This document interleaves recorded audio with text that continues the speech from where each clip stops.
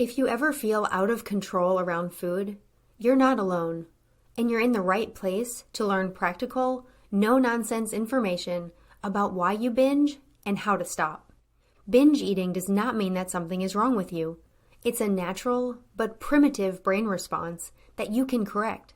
If you're ready for change, sign up for the Brain Over Binge self-paced online course for less than $20 per month. And if you feel you need personalized support, we also offer one-on-one coaching and group coaching. To learn more, go to brainoverbinge.com/subscribe. And I hope you enjoy the show.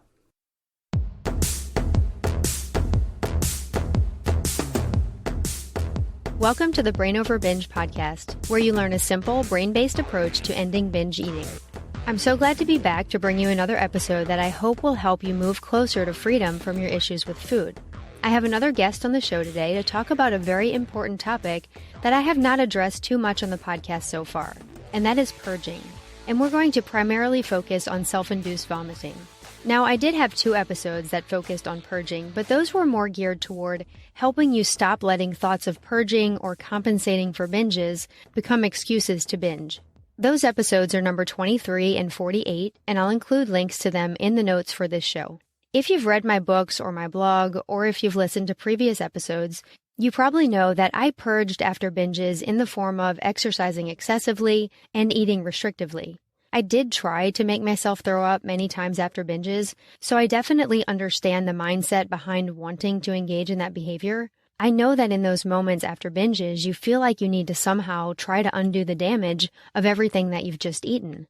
But I was never able to make myself throw up, and looking back, I'm glad that I wasn't. And even though excessive exercise as a form of purging brought its own set of problems, I fully realize that those of you listening who do purge by self-induced vomiting face some different challenges in recovery that I did not personally go through.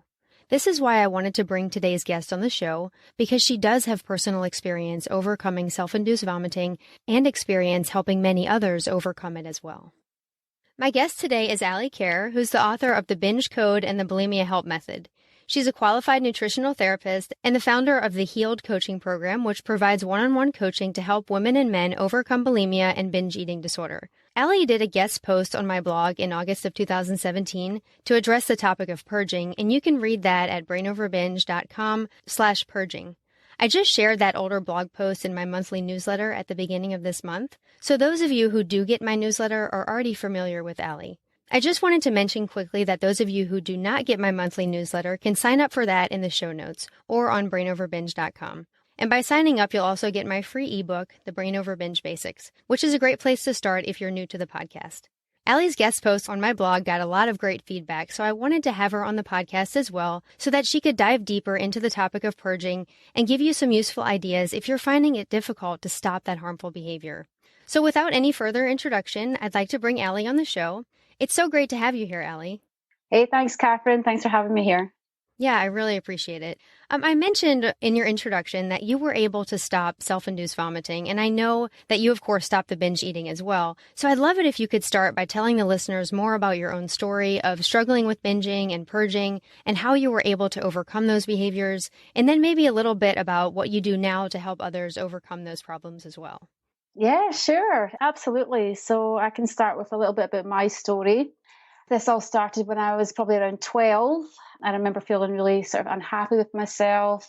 And I guess at that age, they become sort of more self-aware. I just felt generally uncomfortable in my own skin. I didn't like my body and the shape. I guess there was something in me that wanted to sort of, lose weight or change the way that I was. So I remember finding an old sort of book lying about the house, and it was all about dieting and food restriction. And I kind of got intrigued by that. And from that, I started to cut out sugary foods. And I started to lose weight very quickly. And I kind of got hooked on that, cutting out the foods. And that's sort of where it all sort of began. And I know dieting was one of the biggest culprits. So that sort of escalated and it kept going. That food restriction sort of kept going, and it was that period of anorexia. And it wasn't until I got to sort of university, then the sort of bulimia took hold, and that's when I was self-induced vomiting sort of came into it. And there was a period where I thought, I'm going to die, with anorexia. I remember just being so thin and lying in bed and like hugging myself, trying to keep myself warm and just going, this is not good. And I thought, I made a vow to myself, I need to start eating. But it wasn't that simple, although that I was beginning to eat, there was a sort of a battle that happened between my mind and my body. My body was saying, you need to eat a lot. And my mind, that sort of dieting mentality was like, you can't eat this much because that's very scary. You're going to gain lots of weight. So this battle started, and the self-induced vomiting, I remember doing it for the first time and thinking, there's no way I'm doing that again, or there's no way I'll be bulimic. I heard about bulimia, and I was still very young at this time, and I heard about it and I was like, there's no way that's going to happen to me. But it kind of gradually took its toll. We went to university over in Northern Ireland in Belfast. Sadly, my best friend died at that time. And I think things just kind of got out of hand. The bulimia got out of hand. I was binging and purging multiple times a day, up to like 10, even more than that. And my life was just bleak existence. And I don't know how I managed to get through university, to be honest. That's when the sort of bulimia took over, really escalated and got really out of control. And I knew I didn't know how to stop. I did try and stop. There was times I was like, I need to stop this, but I didn't know how to do that. And it was, so then I met my husband now, Richard, in my final year at uni. And actually, it was love at first sight. And not until 3 years later that I actually told him about the bulimia. So, and that's how, to show you, the extent of the shame that comes with it and the secretiveness that comes with it as well. When I told Richie, eventually, I was in another really bad place, and it was more sort of bulimia orexia, as they call it, where I was not binging as much, but I was purging on small amounts of food. So very dangerous. It's all very dangerous. I was really suffering badly with my health, and each day I felt awful and really bad. I didn't know how to get help.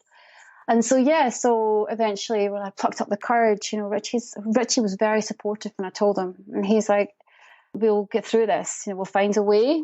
We'll find recovery. And I plucked up the courage to go to my GP. And that was scary. I hadn't told anyone else. And that was very scary. And I plucked up the courage and walked in there. And I really just wanted that doctor to go, right, put the white coat on and just bung you in a mental institute. And you can't come out. That's the way I felt. I needed that help really desperately at that point. Instead, she just basically said, okay, here's some self-help books, and we'll put you on a waiting list to see a psychologist or a psychotherapist or whatever it was. But it's going to be I think it was like a 9-month waiting list. And I was like, I just left that place like, wait a minute, I'm about to die, please help me now. No, there was no help at all. So I was forced to take the matters into my own hands. We couldn't afford to go private. We've got NHS system here, but there's long waiting lists. So Richie's like, look, we'll find help. And at that time, there was no online. You get everything's online now, but there was nothing out there. So we came across a book called If Not Dieting, Then What by Dr. Rick Cosman. And it pointed in that direction of dieting. And, at that time, I didn't know why I could not control food. I didn't understand the reasons behind it. I thought I had faulty brain network. I didn't understand it. But, when he sort of pointed this direction of dieting and the semi-starvation study, the Minnesota study and the effects of the men, and it really just opened our eyes. There was a lot of things that came at that time that we pieced together that helped me with my own recovery. So then Richie sort of came up with let's help other people, put this stuff out there. And that's what we've done. Yeah, I think that both you and I come from this perspective that dieting is the biggest factor that leads to binging and that leads to purging. And when you don't know that, you can feel so out of control. You can feel like something's wrong with you. But then when you see these studies and like you mentioned, the Minnesota starvation experiment, and it makes you feel like, wow, I'm not crazy. This is just what happens when you don't have enough food. Can you kind of go a little more into that about how you made that realization and how you started eating normally again? Yeah, sure. So finding that information out was so eye-opening. To me, I could see the light at the end of the tunnel. Like, wow, there is reasons why I'm experiencing these very, very powerful urges to binge. And so we sort of came across like the structured eating, and that's what I had to do. I needed to get, because everything was chaotic. I didn't have any structure. It was just my eating patterns were all over the place, and they had been for so long. Bringing an element of structure into my life with eating was like, what? Really? Yeah, okay, breakfast, lunch, dinner, and snacks. Like, well, this is scary, but that's what I had to do. That's what I had to balance the body out. And that's what I began doing. And the effects of that was pretty phenomenal. The urges to binge then started to decrease, and I could feel recovery happening. And I was like, wow, I'm on my way. This is fantastic, and it can be scary for people to do that at first initially. And there's a lot of, my body wasn't used to digesting food either, so there's a lot of uncomfortableness that can come with that, initially. That's something that we do during our coaching. When people come on board for recovery, it's one of the sort of foundations that people have to sort of reintroduce, this general structure. And nutrition is vitally important. It's the reasons why your body's sending out the urges to binge in the first place. Is like, your body's really needing the survival. So that's what I started doing, was this sort of structured eating, and I've seen a really reduction in the actual urges to binge. And then from that, of course, you see the reductions in the actual urges then to purge the food. Yeah, definitely. And anytime I talk about purging, especially self-induced vomiting, and you shared in your own story about the health risks that were involved, I mean, it's a very dangerous behavior. And I think it's really important for anyone listening to recognize that and remember that this does come with risks, and it's scary. And I think it's important that people do get the help they need, as far as, making sure they're medically monitored and knowing that anything they read online or, here in this podcast is not a substitute for medical advice. So what do you sort of tell your clients as far as getting any needed medical help and about just making sure they're taking care of their health? Yeah, I mean, it's very dangerous. So people do know that, they do know there's elements of danger, but they need to be told that, and they need to, especially before coming on our coaching program, they have to make sure they're seeing a doctor, they're getting professional advice, the professional treatment that they need. Self-induced vomiting, it can have detrimental effects. It can kill people as well. People have heart attacks. And then also laxative abuse. It can cause really detrimental effects on the digestive system. And so it's not an effective form of weight control as well, what people think it is. So self-care is vitally important. I think the first thing really that people need to do is make that sort of dedication to themselves, that commitment to themselves, that they need to take a step in the right direction. There's a point that they know, they go, I need to get help. I need to make the steps in the right direction, and making that commitment to themselves. What they're doing is harmful and it's self-destructive, but there is ways to overcome this. In terms of like self-care, there's really small steps that you can take. I think for a lot of people, for recovery, it can seem quite overwhelming. I remember reading somewhere that in order to be viewed or whatever it is as fully recovered from bulimia, you need to have stopped purging for 2 years. As I read this, I was like, okay, I need to stop purging for 2 years, I'll be recovered. Okay, let's start. And I think I managed like half an hour.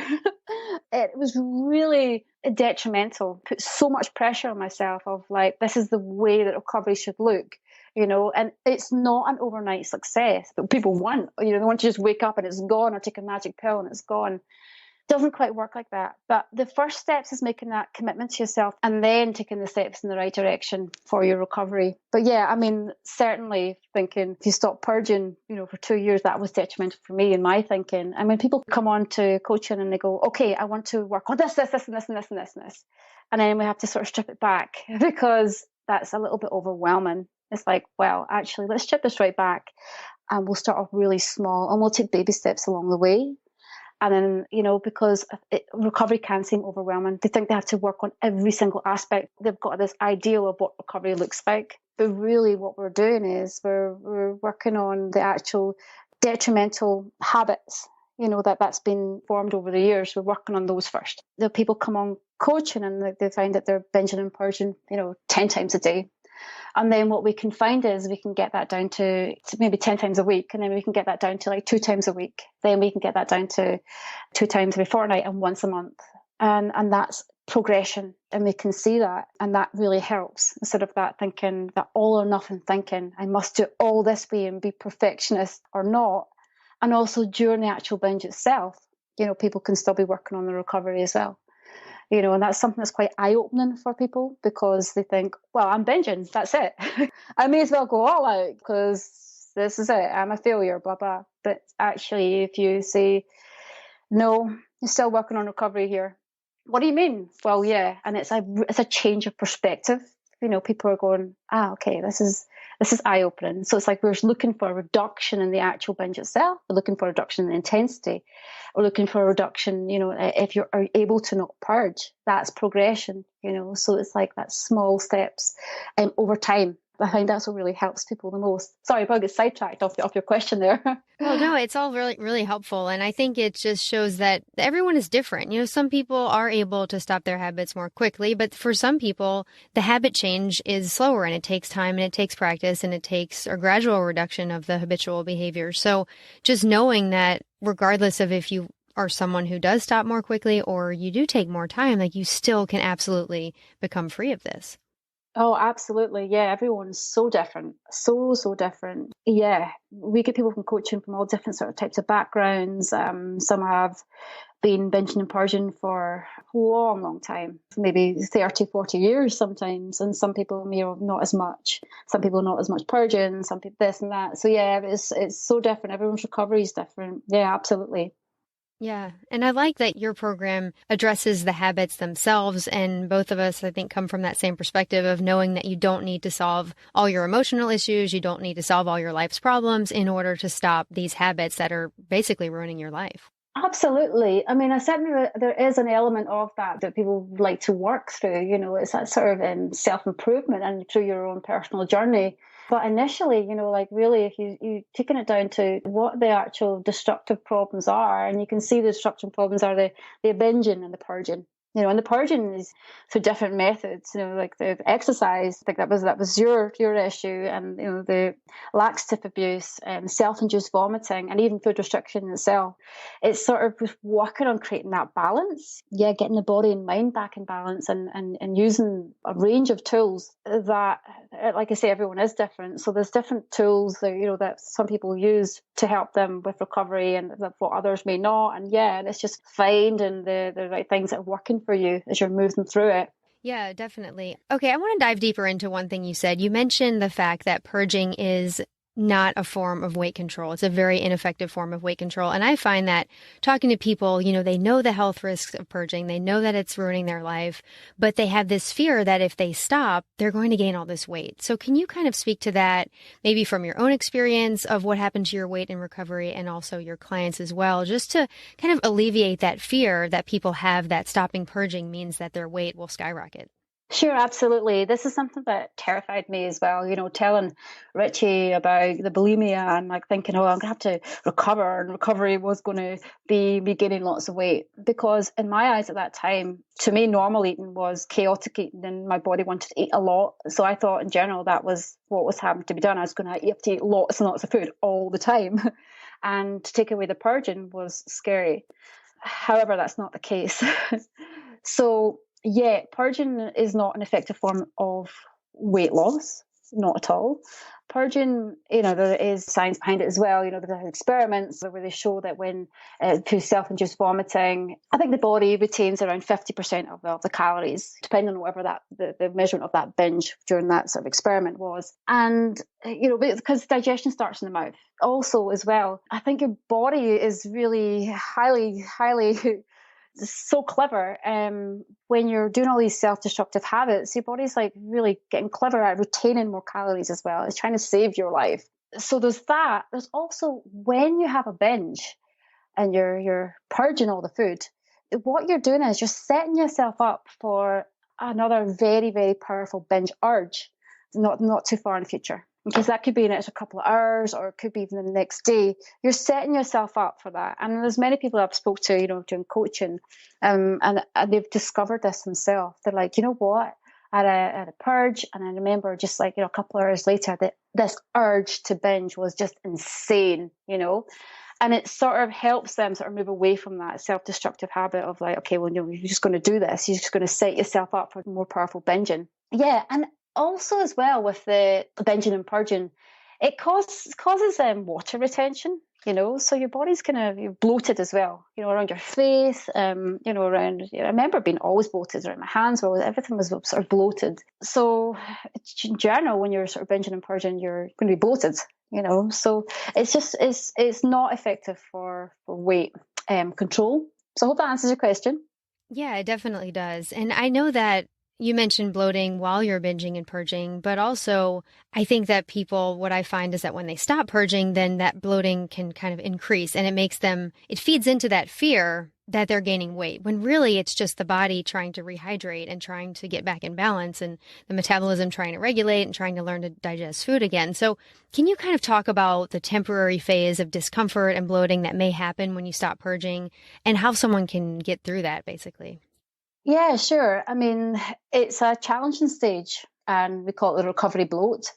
It is a challenging stage. What's happening in your body is got a little bit sluggish, especially those with self-induced vomiting, and then the digestive system's got a little bit sluggish over the time. And so now you're allowing that food to digest. And I remember in particular, for me, I've always had digestive problems, ever since I was a kid. I've always had stomach aches and stomach problems, I've got IBS, so for me in particular, I remember the stage of allowing food to digest again was really actually uncomfortable, very uncomfortable. And it was just something that I had to go through because I knew that my body had to sort of, digest the food again. It was just something that had to be done. So I think things that can help is like a lot of self-compassion, and just, I find like sort of wrapping yourself in like a blanket and just nurturing yourself and nurturing that little recovery bloatedness around your stomach, and you're just looking at it and going, this is what I need to do to recover, and allowing it to be there. The acceptance of it can really help. But yeah, it's challenging. It's a challenging phase. It's not too long. Some is a little bit longer for others, but you will move through and you will start feeling better, and your body's metabolism is going to speed up again, and your digestive system is going to be working in order once again.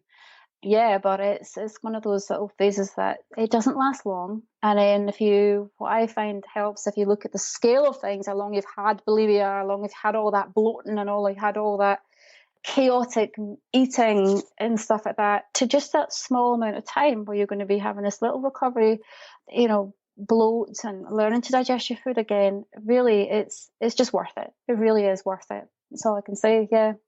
Yeah, I love that. Just thinking that it's worth it, and knowing that it's just a temporary phase, and it's a temporary phase that's a positive phase. I mean, even though it can feel uncomfortable, you can look at it from a different perspective, in that my body's healing again. It's actually getting healthy again. My metabolism's going to regulate. I'm going to learn to digest food. My body can learn to find its natural weight, so I won't have to feel like I have to control it anymore, and I don't have to feel like I'm constantly trying to fight my body. Absolutely, yeah. I think also, so just to add to that, something as well is the felt sensation. So a lot of the times, with all the binging and purging and everything, is like we're not sort of mindful of the moment. When we do get these sort of sensations of digestion, they can feel probably intensified.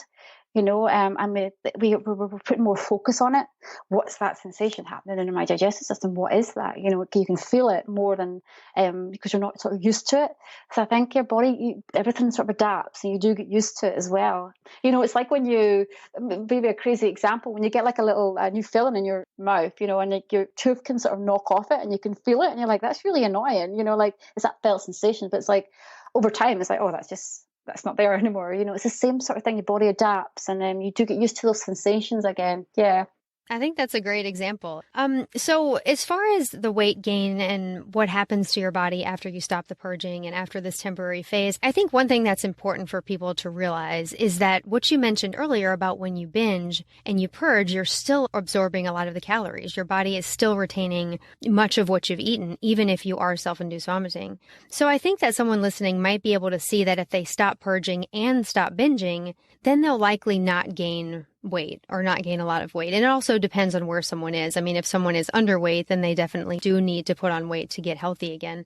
But I think a big fear comes in is that people worry that even if they stop purging, they may still binge. And I know that I had this fear as well when I was binging and purging. I felt so out of control before I learned these brain-based concepts that I teach. My binging felt like I could not control it and that I didn't have a choice. So I worried that if I stopped purging, I definitely would still binge, and then I would be binging without purging, and then my weight would definitely skyrocket. So I kind of want to ask you about the order that you see people stopping these behaviors. Do people who self-induce vomiting, do they need to make a commitment to stop the purging first, and then that helps them stop the binging? Or do you find that people stop the behaviors around the same time, which is basically what I did, is I stopped acting on those urges to binge. And when I did not binge, the desire to purge just went away. I no longer had that desire to purge because I didn't binge. With self-induced vomiting, it seems like some people need to make that commitment to not do that behavior first before they can even stop the binging. What are your thoughts on that? Okay, that's a really good question, actually. Like we said before, everyone's different. Everyone comes to recovery with a different way in terms of some people would just stop purging altogether, or some people it takes a little bit longer. So what I usually find is that when we're working on the urges first, they're not going to be binging as much, and then they're going to be not needing to purge. And that's not always the case. So some people, like myself, when I went through that period of eating very little, I was still purging.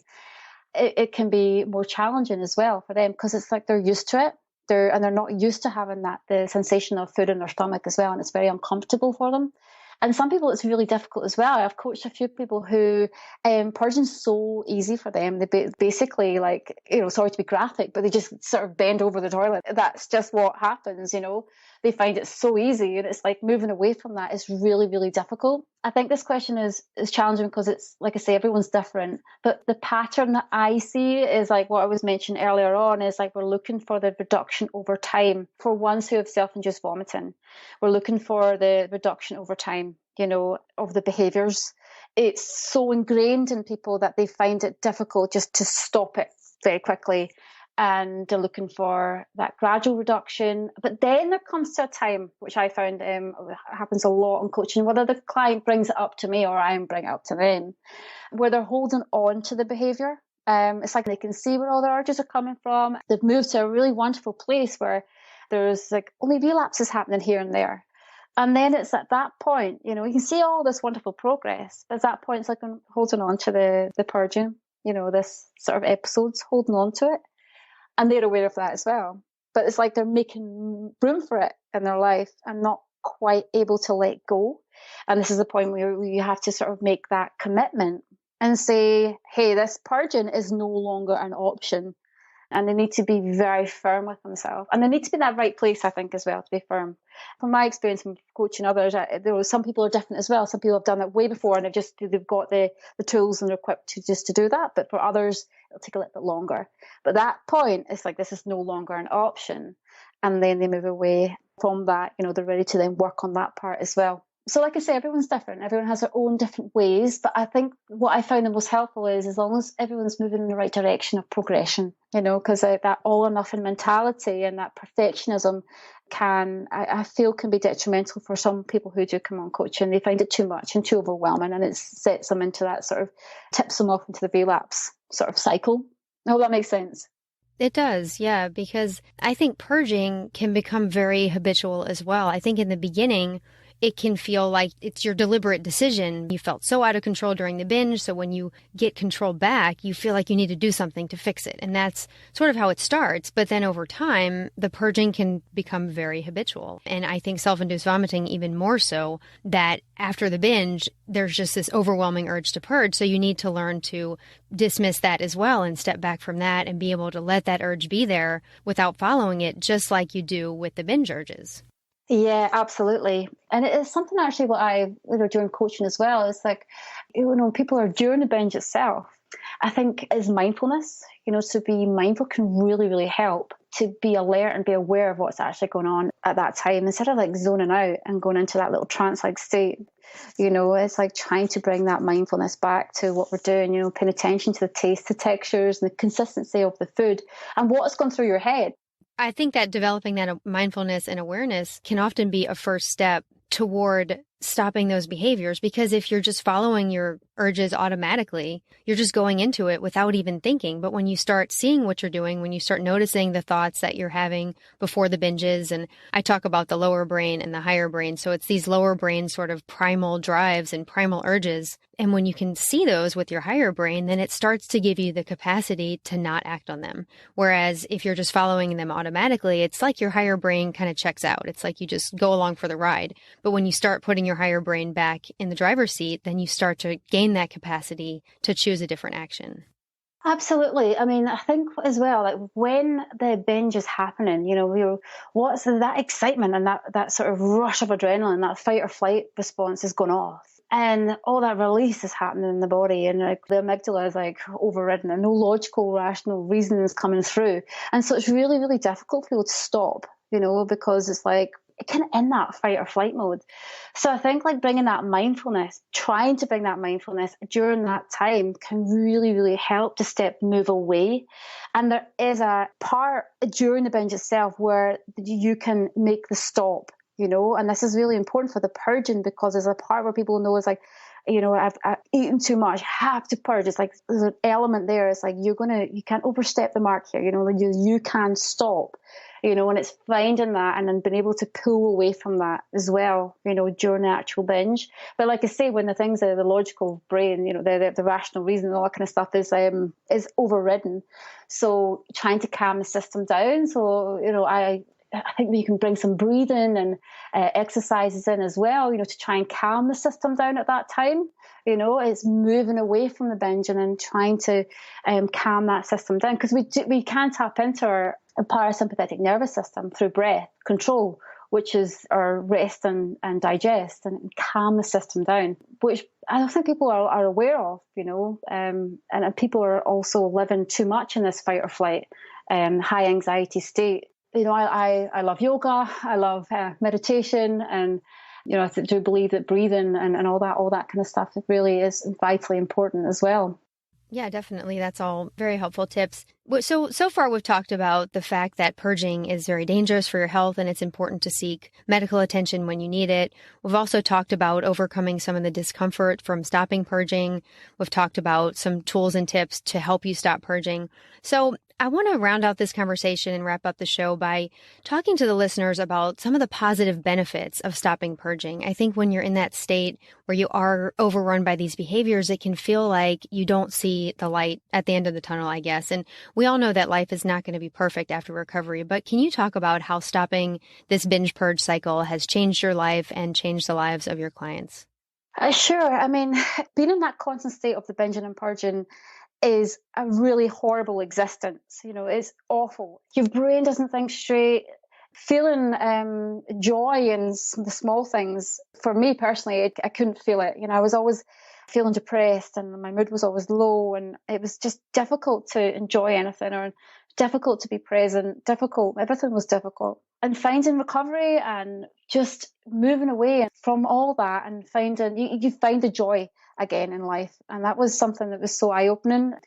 I remember like finding my laugh again, like having that sort of like laugh. It's like, gosh, I forgot about that. These small things that you take for granted, being able to see the joy in like a beautiful tree in front of me, just these small things. And it means so much. Yeah, I mean, it's so, so worthwhile. I mean, people think recovery is challenging, but it's not. Living in a cycle of binging and purging is well more challenging than going through that small sort of time scale of recovery. It's so worth it.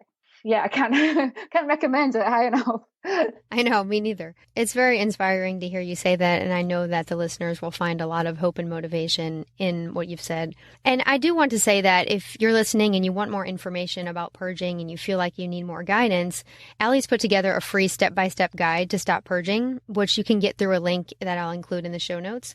And when I say show notes, I just mean the text that's included with each episode. If you have any trouble finding the notes on the app you're using to listen, you can always view my podcast episodes with all the notes included on brainoverbinge.com. Ali, can you tell the listeners a little more about your guide to stop purging and also about your one-on-one coaching program, which I know you've talked about a little bit so far, for anyone who wants that form of direct support? Sure. So we have a guide up on our website, which you've got in your notes there. And if you scroll right to the bottom, you see helpful guides. And it's a guide to stop purging.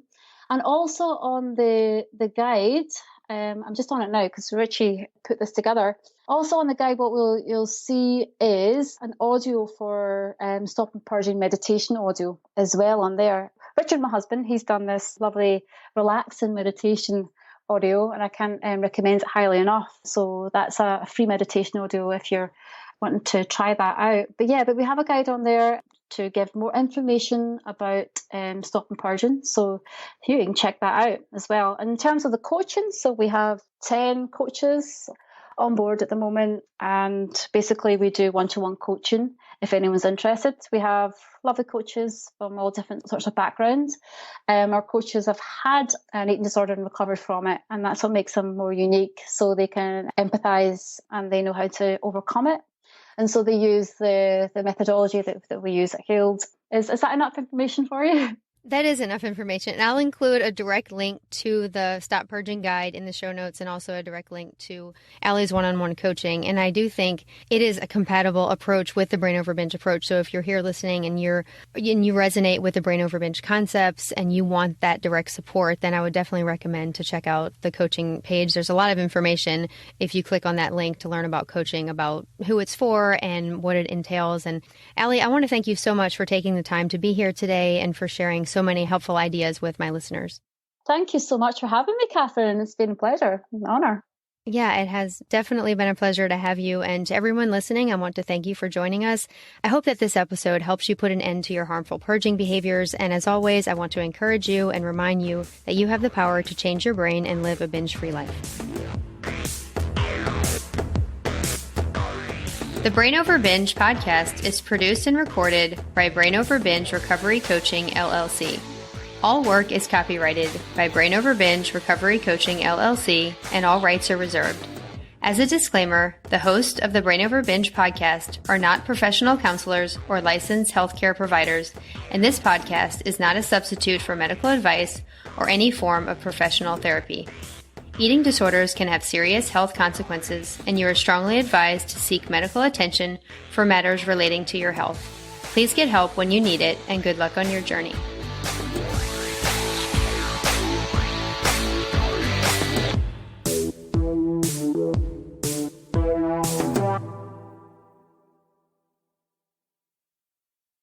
Need more help? You can find all of our current and upcoming options for support at brainoverbinge.com.